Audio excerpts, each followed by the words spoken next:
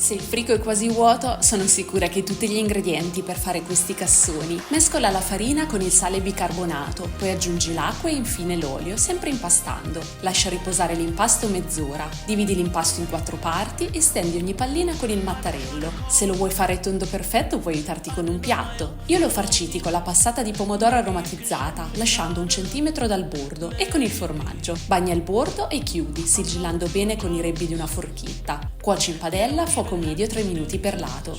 Tu invece con cosa li farcirai?